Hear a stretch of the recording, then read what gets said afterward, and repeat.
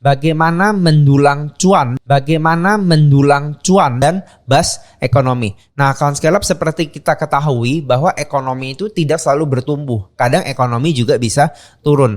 Nah, kali ini Koren akan ajarin bagaimana sih kita ngambil keuntungan dari siklus boom and bust. Kita pelajarin apa nih siklus boom and bust. Boom adalah ketika ekonomi di suatu negara itu sedang bertumbuh dan pertumbuhan ekonominya juga cepat. Nah, biasanya ini ditandai dengan maraknya lapangan kerja, maraknya permintaan di pasar, dan tingkat konsumsi masyarakat juga meningkat. Dan biasanya ketika saat ini, maka harga saham dan harga aset juga meningkat. Namun di sisi lain kita juga bisa memasuki siklus bust, yaitu siklus seperti resesi ekonomi yang sedang gembor-gemborin pada saat ini. Ketika siklus ekonomi, maka angka produksi menurun, tingkat pendapatan masyarakat menurun, dan otomatis membuat konsumsi masyarakat juga menurun, sehingga banyak harga aset seperti properti dan saham juga turun. Apa nih yang harus kita lakukan sehingga kita bisa mengambil keuntungan? Yang pertama, kita harus mengenal dulu kapan sih tanda-tanda siklus ekonomi boom dan apa tandanya siklus ekonomi bust. Dan kedua, yang Koren mau advice adalah be greedy when others are fearful, be fearful when others are